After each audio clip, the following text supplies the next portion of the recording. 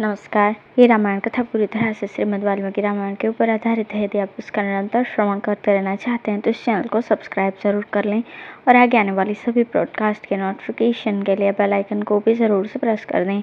अब हम सुनेंगे 71वां सर्ग। राजा जनक का अपने कुल का परिचय देते हुए श्री राम और लक्ष्मण के लिए क्रमशः सीता और उर्मिला को देने की प्रतिज्ञा करना। महर्षि वशिष्ठ जब इस प्रकार इक्ष्वाकु वंश का परिचय दे चुके तब राजा जनक ने हाथ जोड़कर उनसे कहा, मुनि श्रेष्ठ, आपका कल्याण हो। अब हम भी अपने कुल का परिचय दे रहे हैं, सुनिए। महामते, कुलीन पुरुष के लिए कन्यादान के समय अपने कुल का पूर्ण रूपेण परिचय देना आवश्यक है, अतः आप सुनने की कृपा करें। प्राचीन काल में निमि नामक एक परम धर्मात्मा राजा हुए हैं, जो संपूर्ण धैर्यशाली महापुरुषों में श्रेष्ठ तथा अपने पराक्रम से तीनों लोकों में विख्यात थे। उनके मिथि नामक एक पुत्र हुआ। मिथि के पुत्र का नाम जनक हुआ। यही हमारे कुल में पहले जनक हुए हैं। इन्हीं के नाम पर हमारे वंश का प्रत्येक राजा जनक कहलाता है। जनक से उदावसु का जन्म हुआ। उदावसु से धर्मात्मा नंदिवर्धन उत्पन्न हुए। नंदिवर्धन के शूरवीर पुत्र का नाम सुकेतु हुआ। सुकेतु भी देवरात नामक पुत्र के पिता हुए। देवरात महान बलवान और धर्मात्मा थे। राजर्षि देवरात के बृहद्रथ नाम से प्रसिद्ध एक पुत्र हुआ। बृहद्रथ के पुत्र महावीर हुए, जो सूर और प्रतापी थे। महावीर के सुद्रुति हुए, जो धैर्यवान और सत्य पराक्रमी थे। सुद्रुति के भी धर्मात्मा धृष्टकेतु हुए, जो परम धार्मिक थे। राजर्षि धृष्टकेतु का पुत्र हर्यश्व नाम से विख्यात हुआ। हर्यश्व के पुत्र मरु, मरु के पुत्र प्रतिंधक तथा प्रतिंधक के पुत्र धर्मात्मा राजा कीर्तिरथ हुए। कीर्तिरथ के पुत्र देवमीठ नाम से विख्यात हुए। देवमीठ के विबुध और विबुध के पुत्र महिद्रक हुए। महिद्रक के पुत्र महाबली राजा कीर्तिरात हुए। राजर्षि कीर्तिरात के महारोमा नामक पुत्र उत्पन्न हुआ। महारोमा से धर्मात्मा स्वर्णरोमा का जन्म हुआ। राजर्षि स्वर्णरोमा से रसरोमा उत्पन्न हुए। धर्मज्ञ महात्मा राजा रसरोमा के दो पुत्र उत्पन्न हुए, जिनमें ज्येष्ठ तो मैं ही हूँ और कनिष्ठ मेरा छोटा भाई वीर कुशध्वज है। मेरे पिता मुझ ज्येष्ठ पुत्र को राज्य पर अभिषिक्त करके कुशध्वज का सारा भार मुझे सौंपकर वन में चले गए। वृद्ध पिता के स्वर्गगामी हो जाने पर अपने देवतुल्य भाई कुशध्वज को स्नेह दृष्टि से देखता हुआ मैं इस राज्य का भार धर्म के अनुसार वहन करने लगा। कुछ काल के अनंतर पराक्रमी राजा सुधन्वा ने शांकाश्य नगर से आकर मिथिला को चारों ओर से घेर लिया। उसने मेरे पास दूध भेजकर कहलाया कि तुम शिव जी के परम उत्तम धनुष तथा अपनी कमल नयनी कन्या सीता को मेरे हवाले कर दो। महर्षि, मैंने उसकी मांग पूरी नहीं की, इसलिए मेरा साथ उसका युद्ध हुआ। उस संग्राम में सम्मुख युद्ध करता हुआ राजा सुधन्वा मेरे हाथ से मारा गया। राजा सुधन्वा का वध करके मैंने सांकाश्य नगर के राज्य पर अपने सूरवीर भ्राता कुशध्वज को अभिषिक्त कर दिया। महामुने, ये मेरे छोटे भाई कुशध्वज है और मैं इनका बड़ा भाई हूँ। मैं बड़ी प्रसन्नता के साथ आपको दो बहुएं प्रदान करता हूँ। आपका कल्याण हो। मैं सीता को श्री राम के लिए और उर्मिला को लक्ष्मण के लिए समर्पित करता हूँ। पराक्रम ही जिसको पाने का शुल्क था, उस देवकन्या के समान सुंदरी अपनी प्रथम पुत्री सीता को श्री राम के लिए तथा दूसरी पुत्री उर्मिला को लक्ष्मण के लिए दे रहा हूँ। मैं इस बात को 3 बार दोहराता हूँ, इसमें संशय नहीं है। मुनि प्रवर, मैं परम प्रसन्न होकर आपको 2 बहुएं दे रहा हूँ।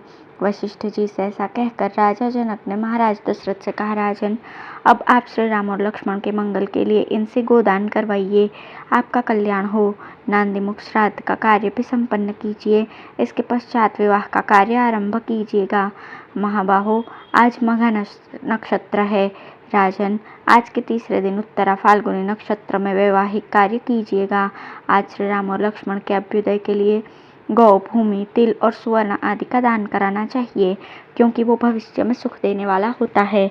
अब है 72वां सर्ग। विश्वामित्र द्वारा भरत और शत्रुघ्न के लिए कुशध्वज की कन्याओं का वरण, राजा जनक द्वारा इसकी स्वीकृति तथा राजा दशरथ का अपने पुत्रों के मंगल के लिए नांदी श्राद्ध एवं गोदान करना। विदेहराज जनक जब अपनी बात समाप्त कर चुके तब वशिष्ठ सहित महामुनि विश्वामित्र उन वीर नरेश से इस प्रकार बोले, नरश्रेष्ठ, इक्ष्वाकु और विदेह दोनों ही राजाओं के वंश अचिंतनीय हैं। दोनों के ही प्रभाव की कोई सीमा नहीं है। इन दोनों की समानता करने वाला दूसरा कोई राजवंश नहीं है।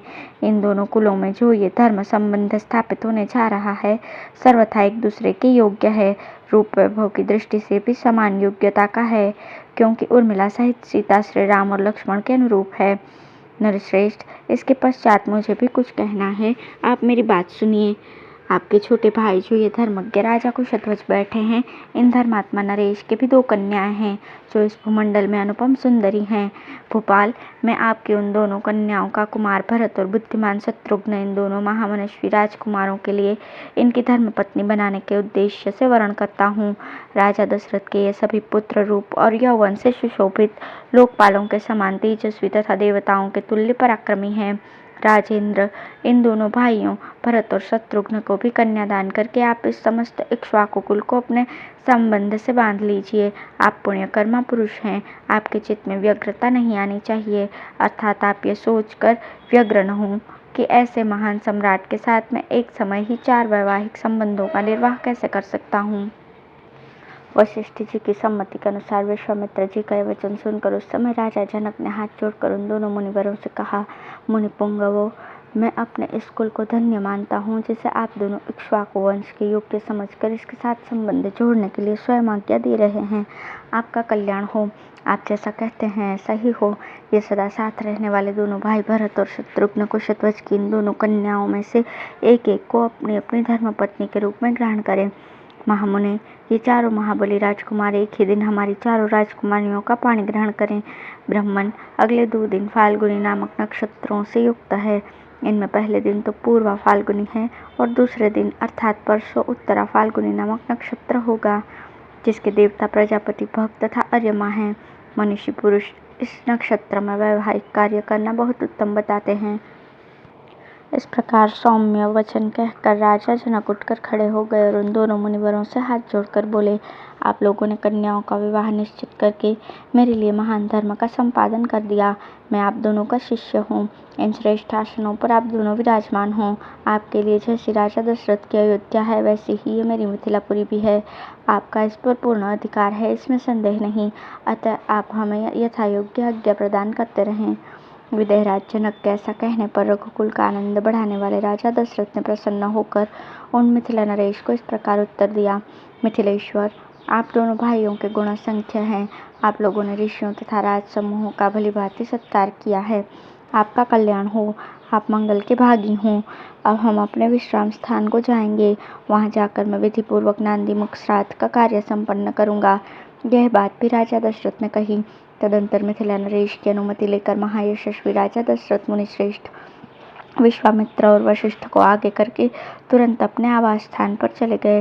डेरे पर जाकर राजा दशरथ ने अपराह्न काल में विधिपूर्वक आभ्युदायिक श्राद्ध संपन्न किया।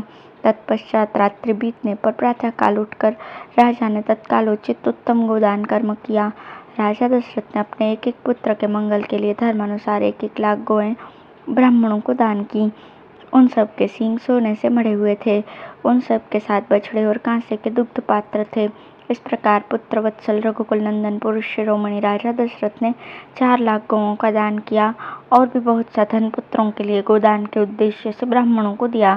गोदान कर्म संपन्न करके आए हुए पुत्रों से घिरे हुए राजा दशरथ उस समय लोकपालों से घिरकर बैठे हुए शांत स्वभाव प्रजापति ब्रह्मा के समान शोभा पा रहे थे।